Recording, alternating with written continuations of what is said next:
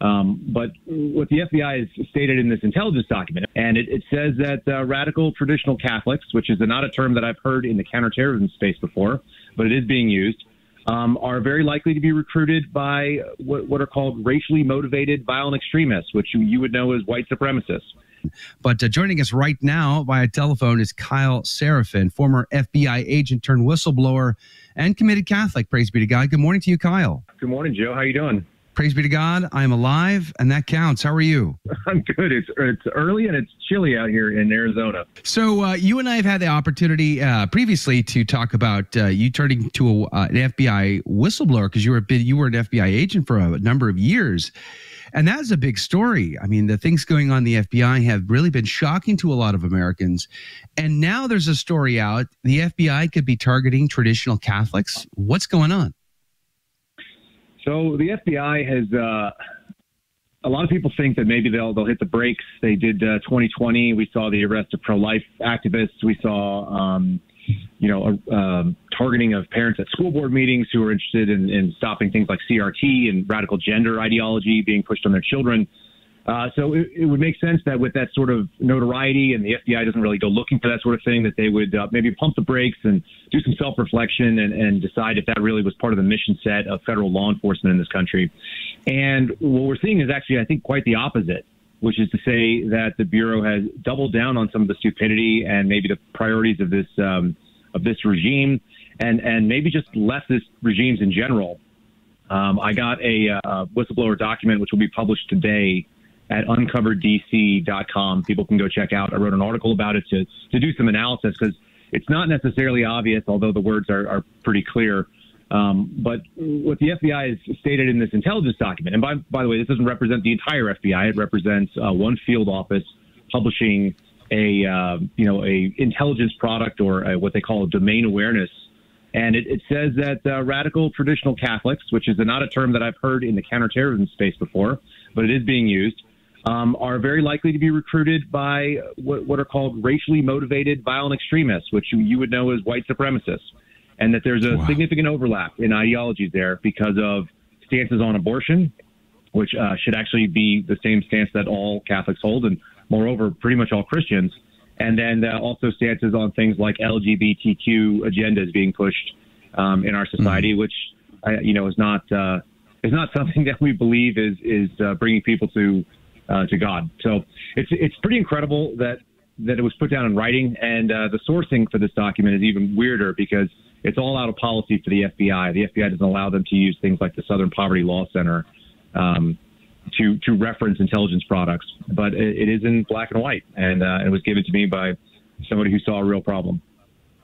That's really insane to think that traditional Catholics apparently are the ones who hold pro-life views. I mean, like to your point a second ago, that's got nothing to do with just being trad Catholic. All Catholics should be pro-life. If only our president could be pro-life, that'd be amazing too. So what is this? What's the ramifications here? Does this mean that traditional Catholics have to now worry? Are they being surveilled? Is there a possibility that they'll be surveilled? Or how does this information get used at the FBI?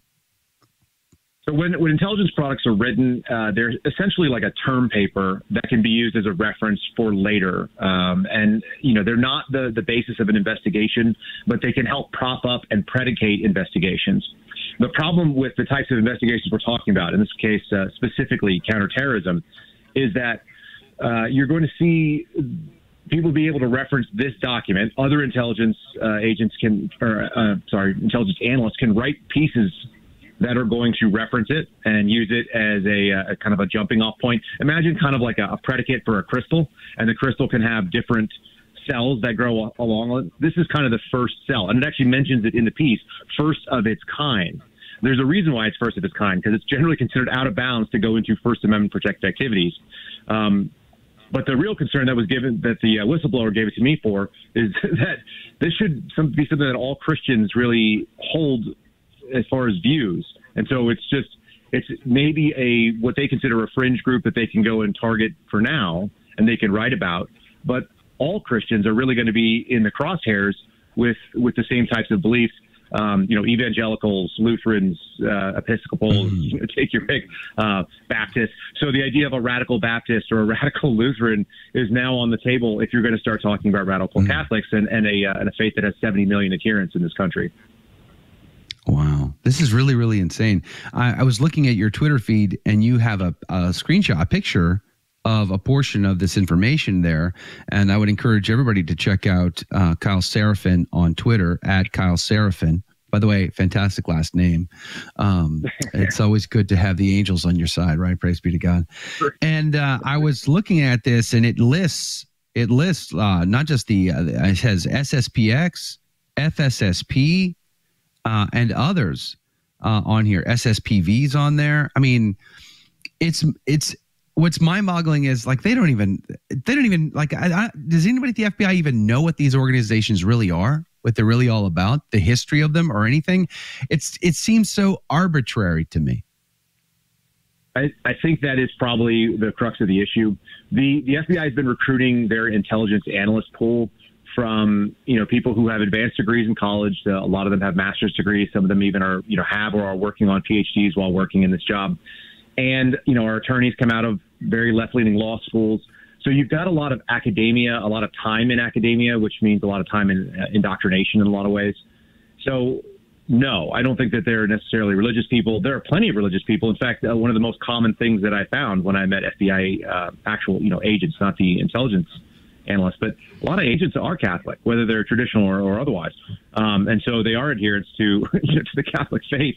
And so that's one of those things where I don't think this thing has been, this obviously wasn't something that the director signed off on. It didn't go all the way up to the top. What it did was it was written in a field office. It was circulated, probably amongst the squad to be able to figure out whether the grammar was correct and whether the phrasing was correct and whether the outlook on the quote unquote threat picture was accurate. It was signed off on by that supervisor, and then it was reviewed and approved for dissemination by the chief attorney in the Richmond field office. So with all those things in mind, it went through a number of hands, but it's by no means representative of the entire FBI. It's just representative of a single symptom of a broader disease, which is that there's a leftist bent that is sort of taken root inside what should be a very nonpartisan law enforcement agency. And a lot of that's because the FBI is acting as an intelligence agency instead. Wow. So how do Catholics in the FBI, how do they rationalize this? How would a Catholic in the FBI right now who came across this information, how would they feel? How would they deal with this? I mean, that must be getting harder and harder every single day to want to serve our country in what used to have a great reputation as an agency, but lately seems to just keep spiraling down the wrong direction here. So how do Catholics deal with this? Well, they got, kind of a couple different options. One, they can blow the whistle on things when they see this, and they need to. It is, and that's why, the individual who gave it to me came forward, although not a Catholic, a practicing Christian and a devout person. So I think that is, I think that's part one, that people need to call out wrongdoing when they see it. And they can't tolerate it amongst themselves. I think today's going to be an interesting day in the FBI as this goes public, because 10 o'clock on the East Coast, people are going to be able to start seeing this actual, the source document and then my write-up on it.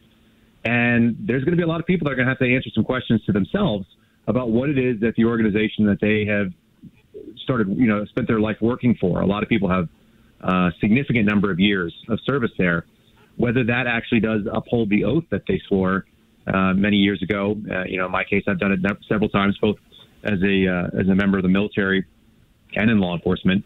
The oath is to the Constitution, which is to our constitutional principles, and notwithstanding the Bill of Rights and that First Amendment, which says that this is not a ground that the federal government can infringe upon and should not under any circumstances. Does it break your heart to see the American populace lose its faith and trust in the government? I mean, the Fed is a catchphrase used to be a derogatory term now on social media. Oh, that guy's a Fed, Fed, this is a thing. It's that this country seems so different than even when I was a kid. You and I are probably close in age, and You know, when I was a kid, you would have looked up to the Fed. You would have looked up to serving in the military. These would have been badges of honor. Now it seems like much more shame.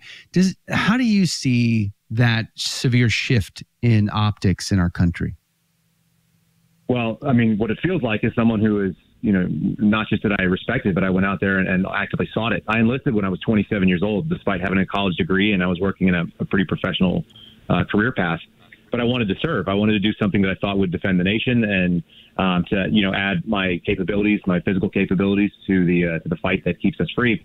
And you go and do something like that, and then when you find yourself in a spot like I am, you know, the word is betrayal. That's what it feels like. It feels like that the ideals that you signed up for, that I signed up for, were betrayed. And it doesn't hurt when somebody that you don't have a high expectation of lets you down. That's actually sort of pretty standard. It's when something that you trusted and something you believed in lets you down. That's what betrayal is. That's what the knife in the back feels like. So, it's a terrible situation. It's terrible for our young people to be looking down the barrel of a country that doesn't hold the same ideals. Like you said, we are roughly the same age, and there was a time when all Americans knew that we were on Team America. We just sort of disagreed with how we got to a better version of it. And I think now that there are two very distinct visions of what this country is, and they're not in agreement, not in any way. Now, you've since leaving your career behind at the FBI, because you were a whistleblower, and thank you for doing that. It took great courage to walk away from a career that must have been a terribly difficult decision to make. But now you're still sounding the alarm out there in the media. You've got a podcast going. Where can we find more information about what you're doing and what you're talking about? So people can find me on Truth Social, and they can find me on Twitter. I have that same handle, @Kyle Seraphin, but I use the same thing on everything else. So if people go to rumble.com/Kyle Seraphin, you can see the video versions of our podcast. I do a long-form weekly interview every week with a member out of the intelligence community, either a former FBI agent or somebody that was related to that field, or a victim of the DOJ or FBI. And we've been working on getting those stories out from a perspective of both, you know, a former agent and then someone who has seen the other end of this, you know, the federal enforcement apparatus. And they can also find it on anywhere they find podcasts. So if you use Apple or Spotify or Amazon Music, it's all kind of hosted through a system called Podbean. So it's the Kyle Seraphin, literally the word the Kyle Seraphin Show .podbean.com. I'm going to put links to that in the live social feeds. I want everybody to check that out and get connected right away. Where is the article going to be, Kyle? It is going to be at uncoverdc.com. Text me that link. I want to make sure that everybody gets that for sure. This is an incredible story. We're living in incredible times, but these are the times God made us for. So let's step up and be amazing Catholics living in a state of grace. Kyle Seraphin, God bless you. God love you. Thanks for sounding the alarm on this. I really appreciate it. My pleasure. Thanks so much, Joe.